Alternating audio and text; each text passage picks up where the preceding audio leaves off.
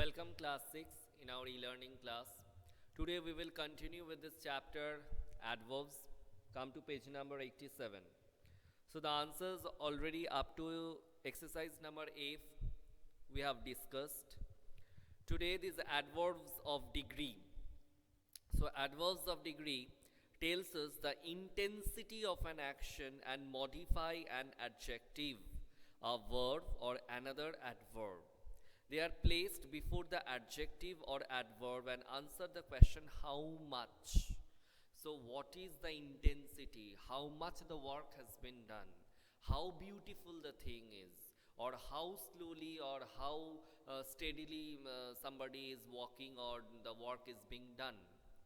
So this is the work of adverbs of degree. Let's read once more. Adverbs of degree tells us the intensity of an action and modify an adjective, a verb or another adverb. They are placed before the adjective or adverb and answer the question how much. Here something is written wrong, that is adverbs of degree then tells. So what is written over here? I have read the same. No, it's wrong. Either it will be adverbs of degree tell us or adverbs of degree tell us or adverb of degree tells us. When it will be adverbs of degree, then it will be tell, and when it will be adverb of degree, then only it will be tells. Okay. She nearly fell from the cliff. All the players of the Manchester United were fully prepared to do their best in the upcoming football match. The words nearly, fully are adverbs of degree because they tell us more about the verbs fail and prepared. A few more examples are given here. The girl spoke quite well and won a prize. So quite well, up to certain extent. No. Vinita almost finished the project on time. Almost. This is also degree. That means up to certain extent she has completed. Some adverbs of degree are enough, hardly, nearly, only, quite, extremely, entirely, fairly, very, and to. The adverb of degree very we use so much. No. Adverbs of frequency, next one. Indicate how often or how frequently an action takes place and answer the question how often, how many times it has happened, how often it has taken place.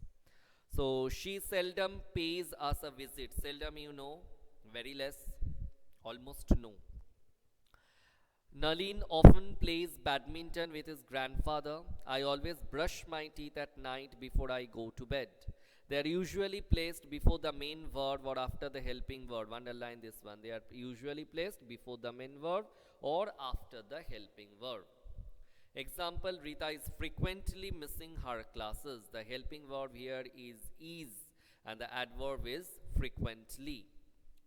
So exercise number G, you can complete this one. Read the following sentences and fill in the blanks with adverbs of frequency or adverbs of degree. Now interrogative adverbs are used for asking questions. Words such as when, how, where, why, how many, how much, how often and how long are often used for asking questions. They ask questions about time, place, number, manner, quantity and reason. How long did it rain there? That means it is asking time. How does she go to school? The way she goes, the manner. How much does she have to walk to reach school? Degree. Here we want to know. Where is your office? Place we want to know. Why are you sad? Reason we want to know. How often do you visit the orphanage? Here frequency. That means how many times you go there. Interrogative adverbs are usually placed at the beginning of a sentence. Where do you live? Place. How fast can you walk? Degree.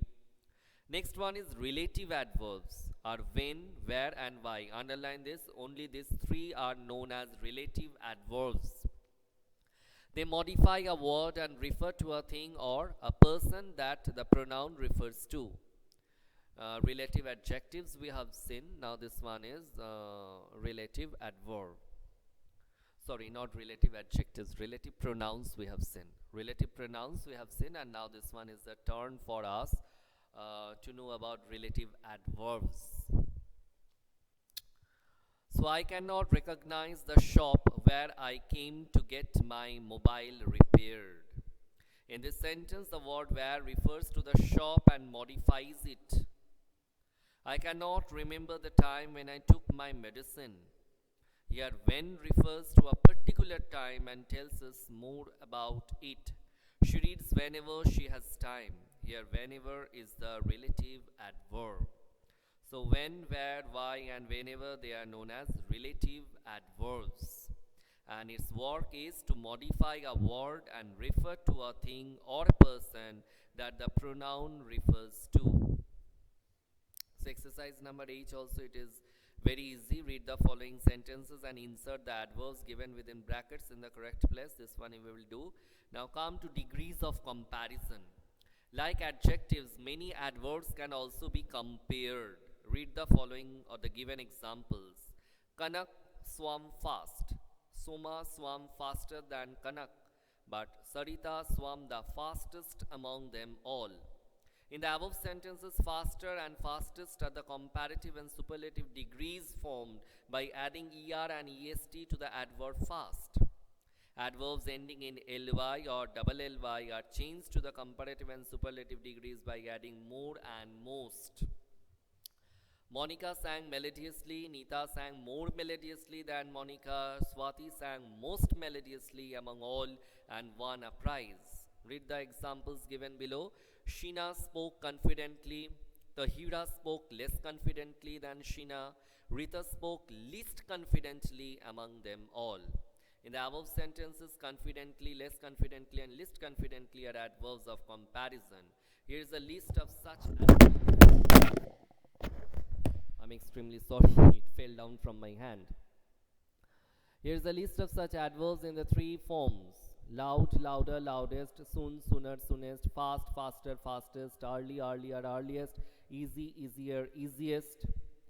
Then beautiful, more beautiful, most beautiful, sincerely, more sincerely, most sincerely, confidently, more confidently, most confidently. Sometimes we do not use more or most for adverbs but use different words to show the comparative and superlative degrees such as given here. Bad, worse, worst, little, less, least, much, more, most, good, better, best. So fill in the blanks with the positive, comparative or superlative degrees of adverbs given below. You can easily do this one. And fill in the blanks with suitable adverbs from the box. Use hints given in the brackets. This one also you can complete. So you will complete up till exercise number J. Okay.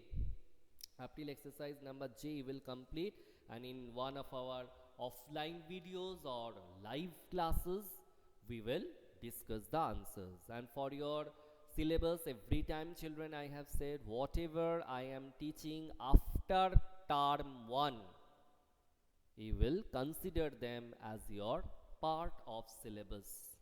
Okay, whatever I am teaching after term 1, completion of term 1, you will consider those chapters or those lessons as part of your PT2 syllabus, as part of your PT2 syllabus. So like for example in grammar we have studied this active and passive. After that there is degrees of comparison, and interjection we will study. Okay. And from the text we have studied that who I am, after that fair play. So these two you can consider them as the part of your PT2 syllabus.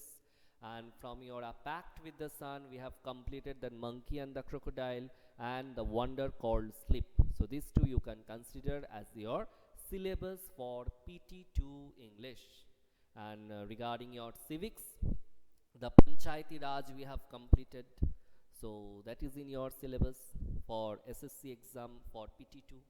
Okay, so don't take tension, don't worry, study properly, follow the classes, follow ePortal, follow the website, and there will be no need to take any sort of tensions. Okay, so it is all for today.